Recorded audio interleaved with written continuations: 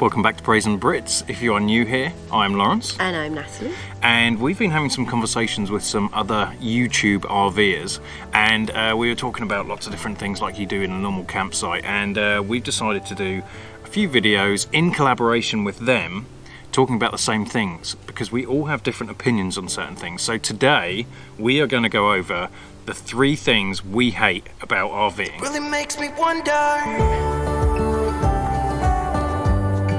It makes me wonder. Ooh, I wonder.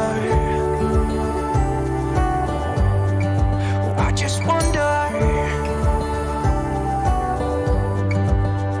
So, as we said, we are collaborating with other YouTubers for this video. They are releasing a video of the same subject at the same time right now. So we have linked to those below, so you can go ahead, click on those. I think it's interesting because we all RV slightly differently, so we all have different opinions. So we haven't pre-discussed this. We have not pre-discussed anything. We just said they could be exactly the same across the board. They could be, yeah, they could be. But generally not, I think, because we all RV slightly differently. Yes. So anyway, so here are the 3 things we hate about RVing. So number 1 is setting up and tearing down.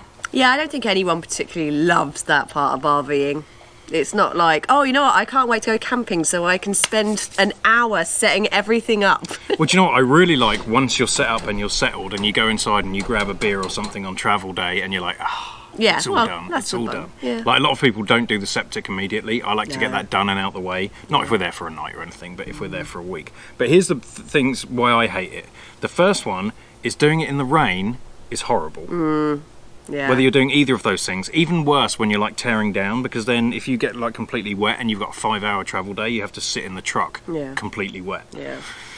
The other thing that really irritates me, and I haven't really perfected this yet, I've got much better, is we have a travel trailer, so there's grease everywhere. So putting the hitch in, anything like that, I just hate it when, you know, I get greasy hands or anything and I have to go and wash my hands, but I've disconnected the water, and so I haven't put water in the pump, and so again, having a 5-hour travel day when I've got grease, and I always get it on my clothes. Always. So yes, so that's a good one. Setting up and tearing down, number 1. Okay, number 2, this one's more for you, I think, Natalie. Yeah, it's rain. I know that sounds really silly, but when it rains, when you're camping, it just puts a down on everything. Like, for me, I love camping and going out hiking and being outside and grilling, and so when it rains, well, I might as well be in my house. It just puts a downer on the experience for me. Yeah, and it's loud. It's, you know, if you're in there, it's not like you can phone someone because it's a tin roof, so it's like crashing down. So here's one of the challenges in living in a trailer. We generally don't have a lot of shelter, so the dogs hate going out in the rain, and the noise is incredible. So at the moment we have the air conditioning on because it's really hot. The dogs will not go out. The dogs will not go out because it's raining hard and there's a huge storm going past. I'm going to see if I can... Oh my god! I think it's hail. That's got to be hail. Yeah. So we've got hail. I don't even know if you can hear me.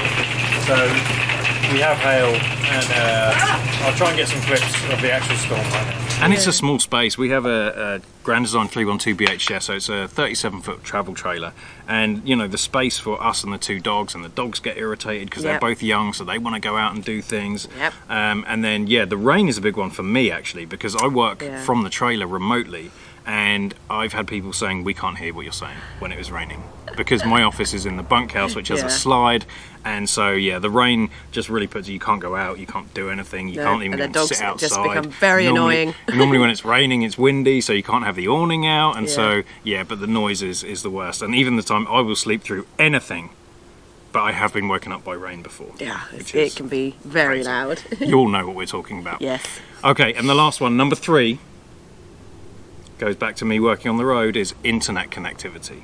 Yeah, that can make or break a week as well. It can. Natalie does an amazing job at finding decent campsites with decent internet. There's a lot of research that she has to do for that. looking at signal maps and things like this.